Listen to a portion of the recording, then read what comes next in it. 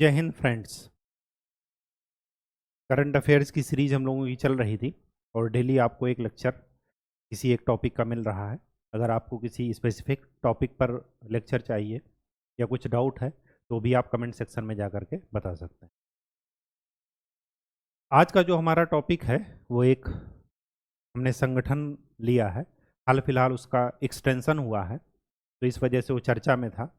भारत के लिए भी उसका महत्व है, विश्व स्तर पर भी महत्व है और भारत के पड़ोसियों के लिए भी उसका महत्व है। तो आज का जो हमारा टॉपिक है वो है ब्रिक्स का विस्तार। ब्रिक्स एक संगठन है, इसी का एक्सटेंशन अभी हुआ है। ब्रिक्स की जो अवधारणा है ये 2001 में एक अर्थशास्त्री थे जिनका नाम था जेम्स ओ नील। ये इम्पॉर्टेंट है क्योंकि ये पूछा गया है। 2001 में इन्होंने अवधारणा दी, इसकी कॉन्सेप्ट दिया। सबसे पहला सम्मेलन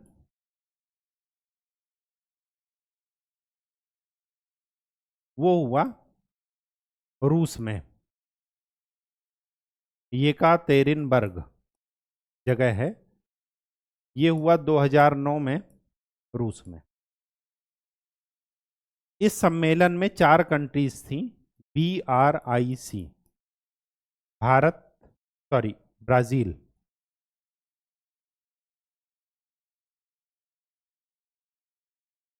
रूस, भारत, इंडिया और चाइना। ठीक। 2011 में साउथ अफ्रीका शामिल हुआ और तब इस संस्था का नाम ब्रिक की बजाय क्या हो गया? ब्रिक्स। ठीक। हाल फिलहाल ये क्यों चर्चा में है? हाल फिलहाल ये चर्चा इस वजह से है इसकी क्योंकि ब्रिक्स का विस्तार हो रहा है, मतलब इसमें और मेंबर जुड़ रहे हैं। कौन कौन से मेंबर जुड़ रहे हैं वो इंपॉर्टेंट है। ठीक। और चाहे वो वैश्विक संगठन हो या जो है आपसी क्षेत्रीय संगठन हो, उनसे आपको ये जरूर देखने को मिलेगा कि जो कंट्रीज आपस में इतना लड़ रही हैं, जिनमें इतने वैचारिक, राजनीतिक, आर्थिक मतभेद हैं, उसके बाद भी उस संगठन में साथ काम कर रहे हैं। ठीक। तो देखिए, इसमें से 5 कंट्रीज अभी शामिल हुई हैं, मिस्र, इथोपिया, ये दोनों अफ्रीका की कंट्री हैं और बाकी 3 कहाँ की हैं? वेस्ट एशिया, ईरान, संयुक्त अरब अमीरात और सऊदी अरब। इनकी आपस में वर्चस्व की लड़ाई चल रही है, शिया सुन्नी वाली, कि हम बड़े या आप बड़े। असली मुस्लिमों का प्रतिनिधित्व कौन कर रहा है? लेकिन यहाँ पर संगठन में एक साथ आ रहे हैं सदस्यता लेने। ये दोनों अफ्रीकन कंट्रीज हैं। ठीक। तो ये 5 कंट्रीज इसमें ऐड हुई हैं। पहले एक और ऐड होना चाहती थी, वो ब्राजील की पड़ोसी कंट्री है अर्जेंटीना, लेकिन अर्जेंटीना ने अपना सदस्यता से नाम वापस ले लिया। तो अगर आपके विकल्प में पूछा जाएगा कि अर्जेंटीना ब्रिक्स का मेंबर है या नहीं, तो आप क्या बताएंगे? नहीं है। उनको सदस्यता मिली नहीं, उन्होंने अपना नाम वापस ले लिया है कुछ मतभेद के कारण। ठीक। तो अर्जेंटीना को सेलेक्ट मत कीजिएगा। बाकी ये 5 कंट्रीज कैसे याद रखना है? मिस्र, इथोपिया अफ्रीकन है, बाकी ये 3 आपस में लड़ते रहते हैं, फिर भी यहाँ पर मेंबर हैं, वेस्ट एशिया की ये कंट्रीज हैं, पश्चिमी एशिया की। ठीक। अब चलते हैं कि इस ब्रिक्स और इसके एक्सटेंशन का क्या महत्व है वो देख लेते हैं, क्या इंपॉर्टेंस है। तो सबसे पहला इंपॉर्टेंस ये है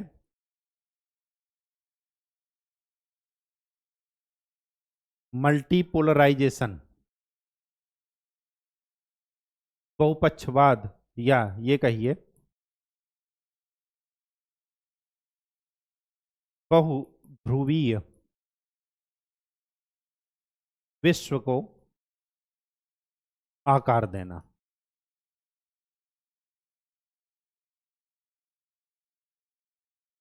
ये जो Bharat, China, south Africa, Brazil, रूस को छोड़ करके बाकी सारी कंट्रीज क्या हैं? डेवलपिंग कंट्रीज हैं, विकासशील देश। और आपने एक नाम सुना होगा अंतर्राष्ट्रीय राजनीति में, south, global south. Global south क्या है? कि जो अधिकतर साउथ पोल के देश हैं, दक्षिणी ध्रुव के, मतलब भूमध्य रेखा से दक्षिण में जो पाए जाते हैं, वो अधिकतर हैं विकासशील देश। और जो नॉर्थ में वो अधिकतर कौन है? विकसित देश।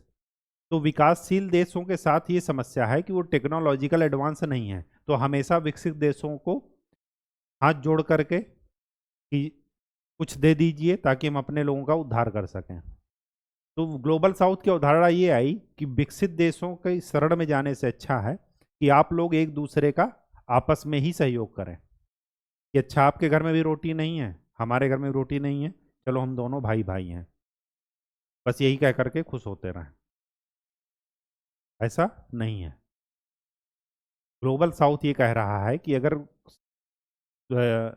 साउथ पोल के जो देश हैं दक्षिणी ध्रुव के, तो वो क्या कर रहे हैं? आपस में ही एक दूसरे को सहयोग करें। और देखिए कि जितने भी अफ्रीका में क्या है, मिलेट्स बहुत ज़्यादा होता है, मोटे अनाज।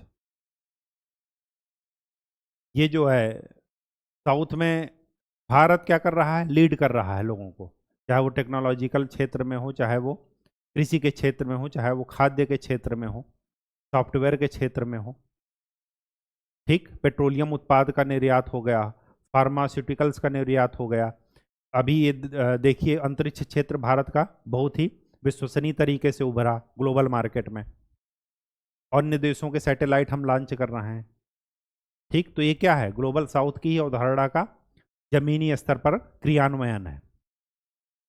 हमेशा गरीब ही नहीं है, उन गरीब में भी जो थोड़ा सही हैं वो क्या कर रहे हैं? बाकी अन्य लोगों की सहायता कर रहे हैं।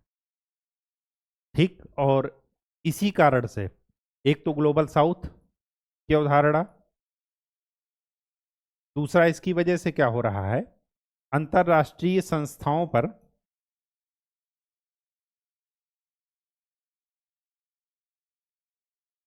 सुधार की बात की जा रही है।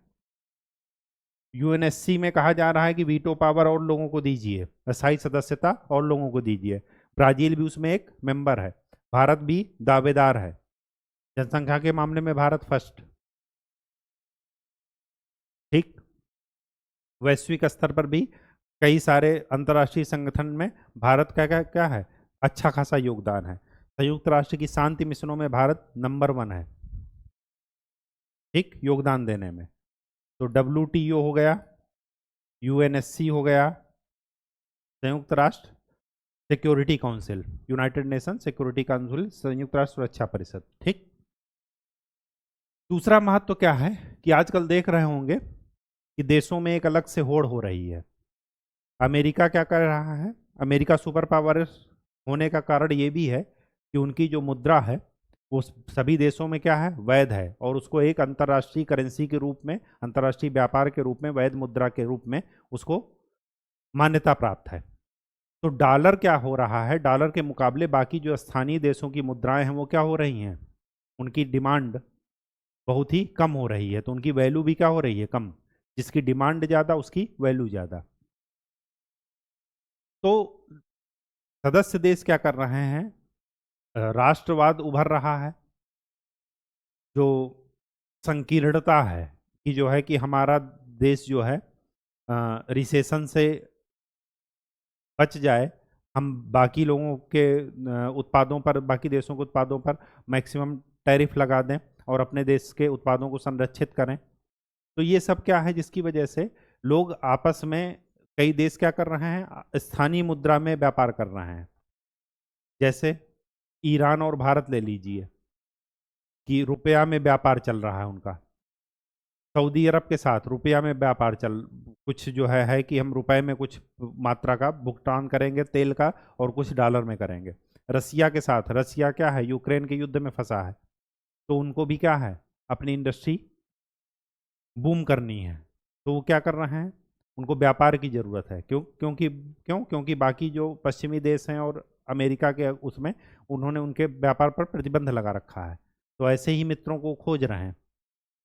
तो इससे क्या हो रहा है, स्थानीय मुद्रा में व्यापार करने से डी डॉलरीकरण उसका नाम है, डी डॉलराइजेशन,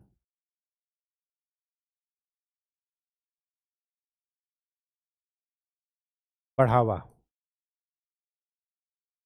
कहने का मतलब ये है स्थानीय मुद्रा में व्यापार, डॉलर पर डिपेंडेंसी कम करना।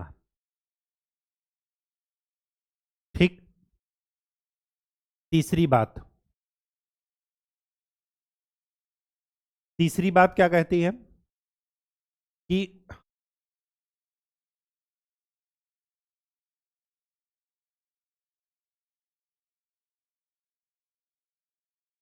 अन्य देशों की सदस्यता से संगठन का क्या हो रहा है, विस्तार। और संगठन का विस्तार हो रहा है तो इससे एक नया अध्याय शुरू हो रहा है, एशिया अफ्रीका भागीदारी। जब संगठन का विस्तार ज़्यादा होगा तो स्वाभाविक सी बात है कि उसकी मान्यता भी ज़्यादा होगी और लोग भी उसकी तरफ क्या होंगे, आकर्षित होंगे। ठीक, ये क्या है इसका महत्व। तो ये महत्व तो क्या हुआ कि बाकी लोगों के लिए, बाकी रेफरेंस में है। भारत के लिए ब्रिक्स का क्या महत्व है वो देखते हैं। तो यहां पर लिखिए, भारत के लिए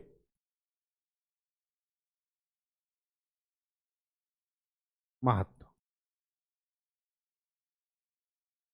भारत के लिए महत्व का सबसे बेस्ट एग्जाम्पल ये है कि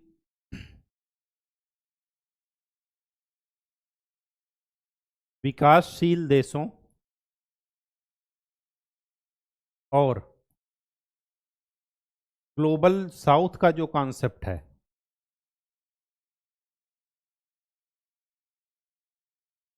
उसके लिए आवश्यक मंच प्रदान कर रहा।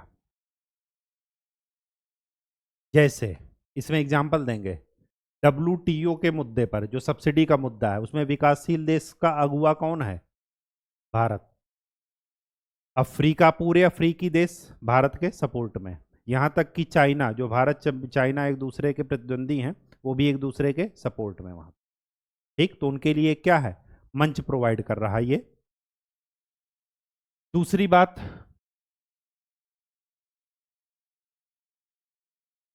बहुपक्षीय अंतर्राष्ट्रीय संस्थाओं में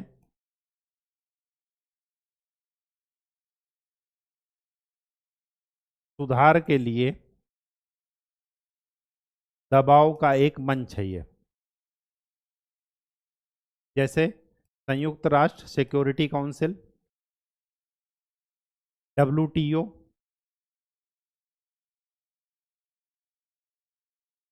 और क्या, IMF लिख सकते हैं, वर्ल्ड बैंक।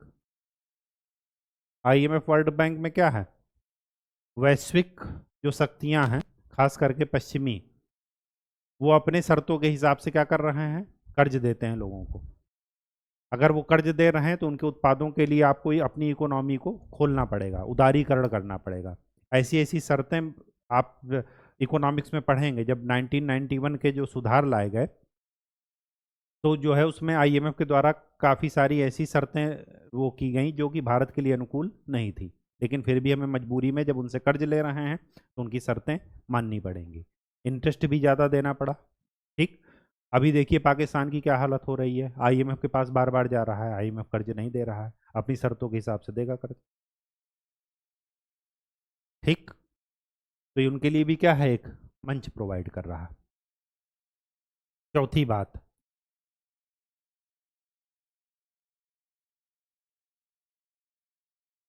समावेशी वित्तीय व्यवस्था का आधार या वित्तीय व्यवस्था को बढ़ा रहा। कैसे? एक तो स्थानीय मुद्रा में व्यापार से डॉलर पर निर्भरता कम हो गई, पहली बात। दूसरी बात क्या है कि आपने सुना होगा कि आईएमएफ और वर्ल्ड बैंक डॉलर में कर्ज तो देते हैं, अपनी शर्तों के हिसाब से देते हैं, तो इनके इस भ्रम को तोड़ने के लिए जो ब्रिक्स कंट्रीज हैं उन्होंने एक नया बैंक बनाया जिसको बोलते हैं न्यू डेवलपमेंट बैंक। और इसका हेडक्वार्टर कहाँ है? शंघाई में। ये आईएमएफ और वर्ल्ड बैंक की तरह ही कर्ज देता है, लेकिन उनसे रियायत शर्तों पर।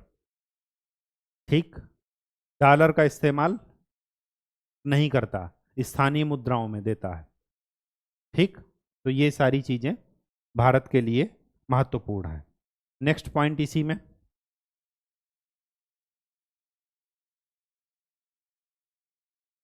डायलॉग के लिए, संवाद के लिए, वार्ता के लिए सुरक्षित मंच है ये,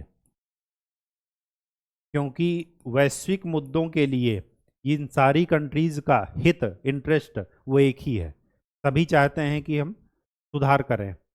डब्ल्यूटीओ में, यूएनएससी में खाली इन कंट्रीज में से खाली चीन ही है जो अपोज कर रहा है भारत की स्थायी सदस्यता को। बाकी सभी जो 4-5 कंट्री हैं वो क्या कर रही हैं?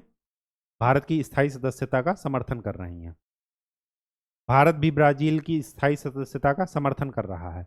रूस और चीन पहले से ही स्थायी सदस्य हैं। ठीक,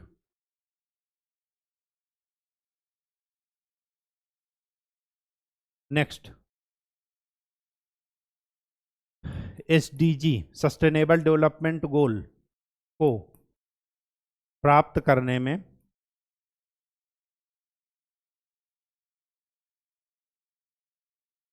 सुगमता।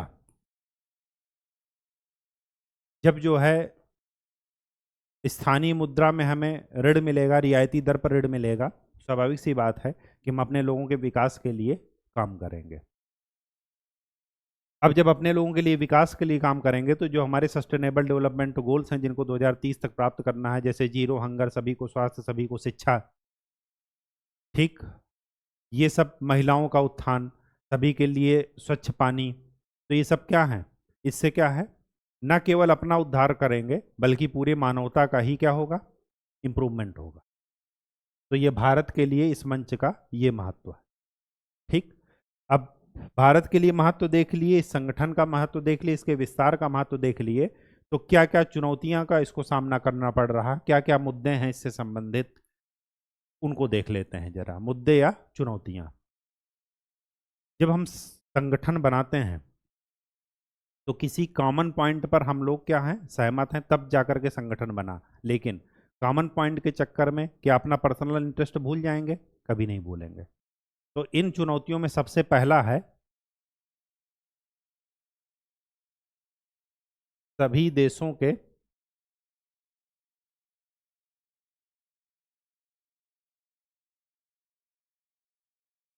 हितों का पारस्परिक टकराव, ये सबसे बड़ा इशू है।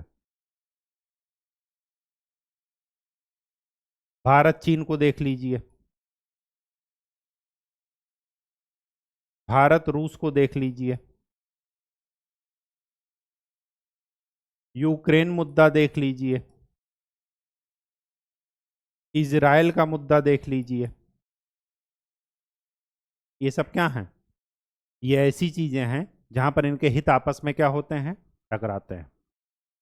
ये सबसे बड़ा इशू है। सेकंड,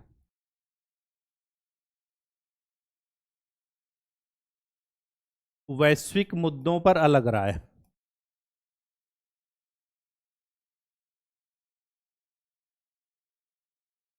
जैसे आतंकवाद, जैसे हाँ, सैन्य शक्ति की होड़।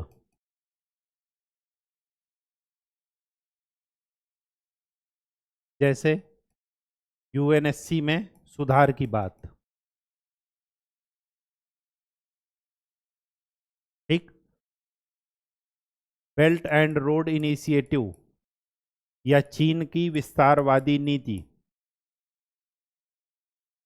बाकी देश संशय में हैं।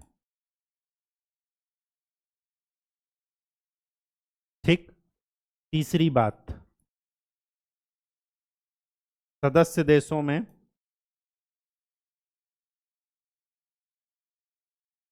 वैचारिक राजनीतिक मतभेद। राजनीतिक मतभेद इस वजह से क्योंकि कहीं पर लोकतंत्र है,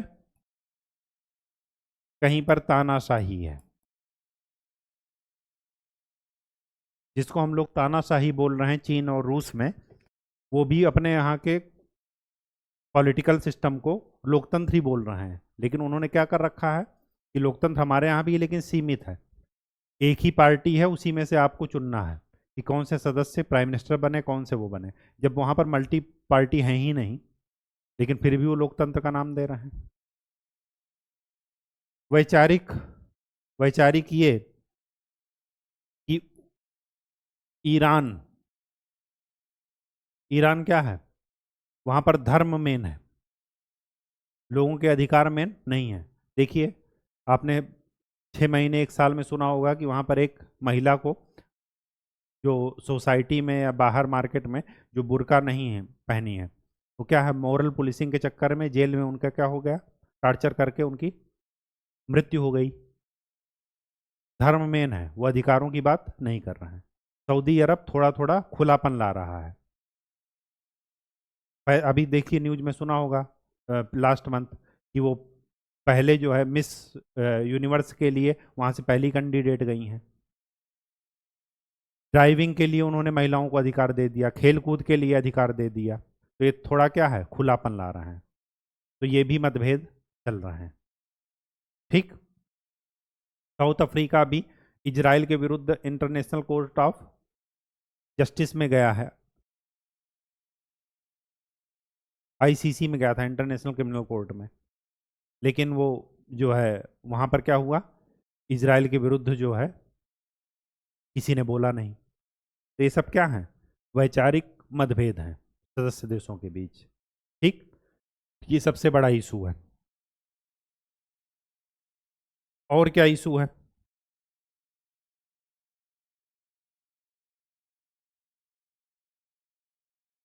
विकास के विविध स्तर। रूस विकसित देश है।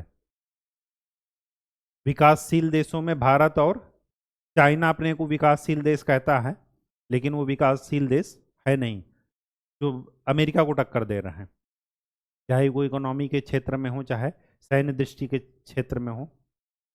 भारत और ब्राजील, ब्राजील में देखिए डेवलपिंग कंट्रीज हैं, लेकिन वहां पर क्या है, विकास का लेवल वो नहीं है जो भारत में है।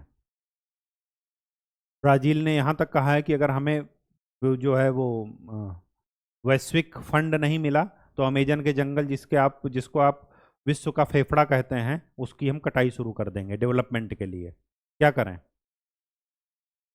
ठीक। तो ये सब क्या है, इश्यूज हैं। नेक्स्ट इश्यूज क्या है,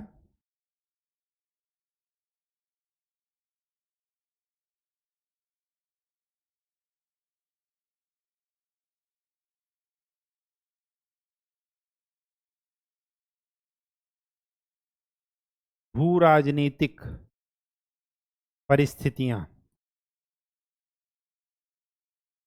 और इनमें सबसे इंपॉर्टेंट है चीन की विस्तारवादी नीति, belt and road initiatives.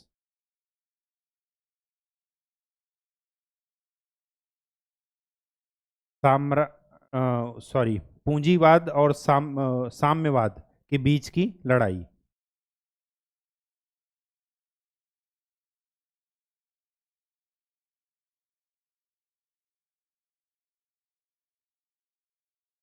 UAE और सऊदी अरब कैपिटलिस्ट को सपोर्ट कर रहे हैं। ईरान क्या कर रहा है? रसिया के सपोर्ट में है। रसिया ईरान को सपोर्ट कर रहा है। ठीक, इनके आपस में भी क्या है? आंतरिक लड़ाई चल रही है, तो वो भी एक पॉइंट में लिख सकते हैं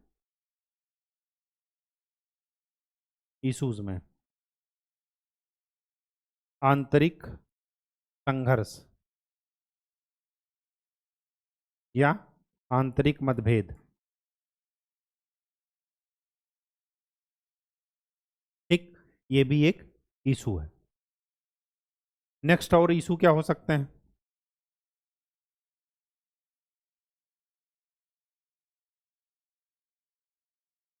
दूसरा है कि अभी ये ब्रिक्स ब्रिक्स क्या है? अभी इसका विकासशील चरण चल रहा है। वर्ल्ड बैंक और आईएमएफ पूरी तरीके से परिपक्व हैं, लेकिन ये अभी मार्केट में क्या है? नए प्लेयर आए हैं। तो नए प्लेयर आए हैं तो स्वाभाविक सी बात है कि इनकी क्षमता क्या है? सीमित।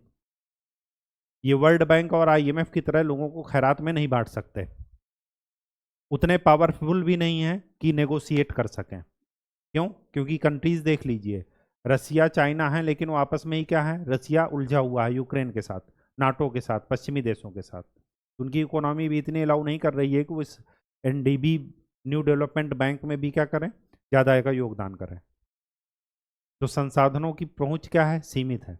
और मैक्सिमम देश क्या है? विकासशील देश, रसिया को छोड़ करके। तो ये अपने में ही संघर्ष कर रहे हैं, तो औरों को क्या देंगे? लेकिन हाँ, वर्ल्ड बैंक और आईएमएफ के कंपैरिजन में उनको टकराव देने के लिए, लोग विडॉलरीकरण करने के लिए ये एक अच्छा मंच प्रदान कर रहे हैं।